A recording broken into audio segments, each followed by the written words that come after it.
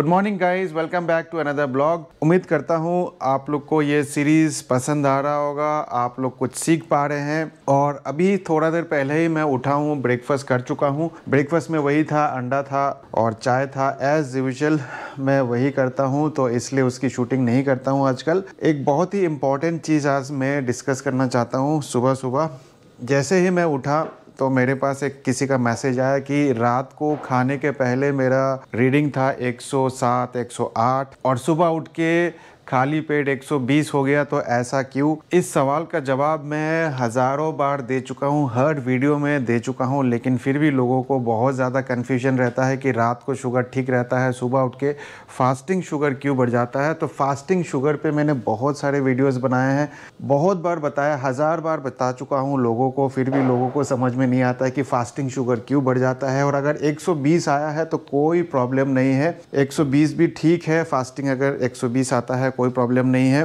तो चिंता नहीं करना है आप लोगों को। और मैं आजकल देख पा रहा हूँ कि ज़्यादातर लोग जो है वो सिर्फ और सिर्फ नंबर के पीछे भागते हैं, सिर्फ और सिर्फ नंबर के पीछे भाग रहे हैं और कुछ नहीं है। सिर्फ नंबर के पीछे भागेंगे तो आपका लाइफ बहुत ही ख़राब हो जाएगा, क्योंकि हर चीज़ में देख रहे हैं नंबर के पीछे भागते हैं। HbA1c, अभी जैसे मैंने लास्ट ब्लॉग में आपको बताया था कि किसी ने कहा कि मेरा HbA1c पहले 8 के आसपास था, अब वो 7 के नीचे आ गया, लेकिन उसके बावजूद वो खुश नहीं है, क्योंकि उनको एक्सपेक्टेशन था कि वो 5.5, 6 के आसपास, 5.5 या 6 के नीचे आ जाए। सब कुछ सही कर रहे हैं, फिर भी वो नंबर अचीव क्यों नहीं हो रहा, तो बहुत दुखी हो गए। ज़्यादातर लोग जो है वो नंबर के पीछे भाग रहे हैं, और नंबर के पीछे जब तक आप भागते रहेंगे तो आप दुखी होते रहेंगे।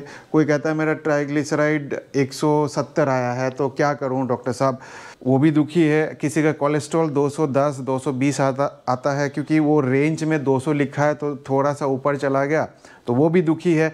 हर बंदा जो है सिर्फ नंबर के पीछे भाग रहा है, और जब भी आप नंबर के पीछे भागेंगे तो आप दुखी रहेंगे। कॉर्पोरेट जॉब में सिर्फ सारे लोग नंबर के पीछे भागते रहता है, नंबर अचीव नहीं होता है तो वो दुखी हो जाते हैं।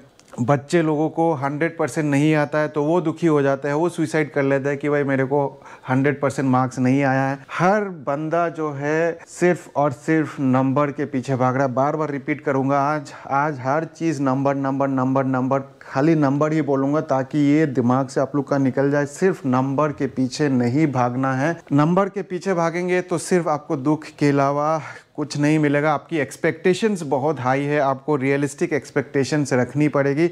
और ज़्यादातर लोग जो है वो खुश रहना भूल गए, खुश कैसे रहा जाता है वो भूल गए। उनके मेजरिंग स्केल करता है, अरे मेरा वज़न 4 किलो बढ़ गया।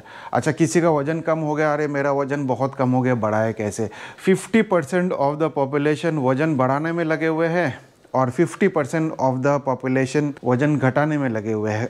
कोई भी ऐसा व्यक्ति मुझे आजकल नहीं मिलता है जो खुश है, जो अपने वेट से खुश है। देखिए, आप एक डॉक्टर के पास चले जाइए, जो भी डॉक्टर आपको ट्रीट कर रहा है उनसे पूछिए क्या उनका सारा पैरामीटर्स ठीक है। उनका भी ठीक नहीं होगा। मेरा खुद का सारा पैरामीटर्स ठीक नहीं है। मेरा भी cholesterol level 220, 218, last time check किया था तो 216 था कोलेस्ट्रॉल। तो ये चलता रहेगा। नंबर सबका परफेक्ट कभी भी नहीं आता, किसी का भी नहीं आता। बहुत ही रेयर केस में आपको मिलेगा कि हर चीज़ एकदम रेंज में मिलेगा। इवन कि जो डॉक्टर आपको ट्राइग्लिसराइड के लिए दवाई लिख रही है, या जो डायबिटीज़ या डायबिटोलॉजिस्ट या फिजिशियन जो भी है आपको डायबिटीज़ का ट्रीटमेंट दे रहे हैं, उनको भी डायबिटीज़ होगा, उनका भी सारा पैरामीटर्स ठीक नहीं होगा। आप पूछिए उनसे, उनका रिपोर्ट देखिए, तो किसी का भी रिपोर्ट सही नहीं आता है।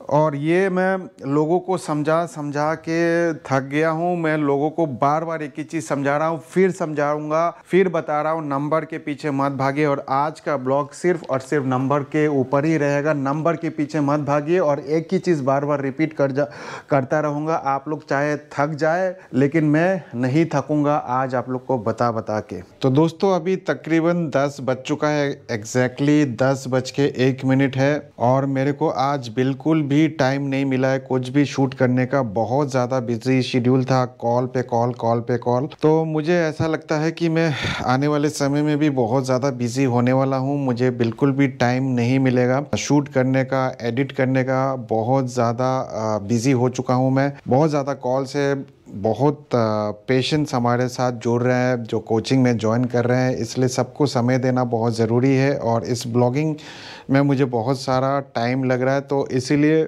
मैं इस ब्लॉग को, इस सीरीज़ को यहीं पे ख़त्म कर रहा हूँ। तो मुझे उम्मीद है कि इस सीरीज़ से आप लोग को समझ में आ गया होगा कि रोटी और चावल के बिना भी गुजारा किया जा सकता है। मेरे बहुत सारे पेशेंट फॉलो करते हैं और डायबिटीज़ रिवर्स भी करते हैं। ज़रूरी नहीं है कि सबको रोटी और चावल बंद करना है, ऐसा बिल्कुल भी नहीं है। वो इंडिविजुअल टू इंडिविजुअल वेरी करता है। लेकिन एक इंटरव्यू में एक लेडी ने कहा था कि रोटी और चावल मैं नहीं खाती, तो दूसरा चीज़ खाती हूँ।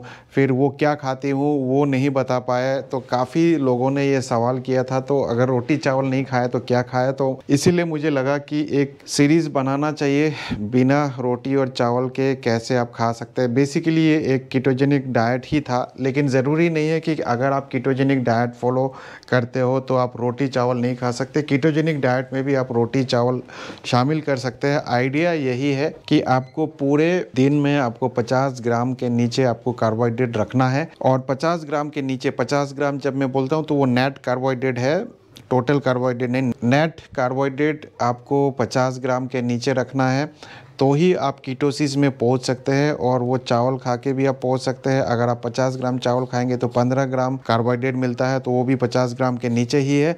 आप एक रोटी अगर खाते हैं, गेहूं का रोटी भी खाते हैं, उसमें भी 15 ग्राम 20 ग्राम के आसपास कार्बोहाइड्रेट होता है। तो आप अगर दूसरे जगह से मैनेज कर सकते हैं कार्बोहाइड्रेट को, तो आप रोटी भी खा सकते हैं, चावल भी खा सकते हैं, और फिर भी आप कीटोसिस में रह सकते हैं। तो उम्मीद करता हूँ ये सीरीज़ आप लोग को अच्छा लगा होगा। कमेंट में ज़रूर बताना ये सीरीज़ आप लोग को कैसा लगा, और आगे फ्यूचर में आप लोग क्या और देखना पसंद करेंगे ये भी ज़रूर बताना। मैं बहुत जल्दी एक और सीरीज़ शुरू करूँगा। अभी सोच ही रहा हूँ कि क्या सीरीज़ शुरू करूँ। अभी कुछ टाइम तो मैं थोड़ा सा बिज़ी रहूँगा, बहुत ज़्यादा कॉल्स है, तो थोड़ा सा उसको ऑर्गेनाइज़ करूँ। और एक बार ऑर्गेनाइज़ कर लूँ तो उसके बाद फिर सारा चीज़ कर सकते हैं। क्योंकि मैं जो कर रहा हूँ वो बेसिकली वन मैन शो ही है। मैं अकेला ही हूँ, मैं ही कोच हूँ, मैं ही डाइटिशियन हूँ, मैं ही फिजिकल ट्रेनर हूँ, सब कुछ मैं ही हूँ। हालांकि मेरे साथ 2 डाइटिशियन भी है, लेकिन वो सिर्फ सपोर्ट के लिए है, तो सब कुछ मुझे ही करना पड़ता है, तो इसलिए बहुत ज़्यादा टाइम चला जाता है मेरा। तो इसी के साथ इस ब्लॉग को यही ख़त्म करते हैं। मैं मिलूँगा आप लोगों से एक नए सीरीज़ के साथ, एक दूसरे ब्लॉग के साथ। तब तक के लिए स्वस्थ रहे, मस्त रहे। Thank you so much. और अगर चैनल में नए हैं तो चैनल को सब्सक्राइब कर ले, बेल आइकन दबा दे, क्योंकि इस चैनल में आपको इस तरह के वीडियोस मिलते रहेंगे। तब तक के लिए बाय बाय, टेक केयर, शुभ रात्रि, टेक केयर।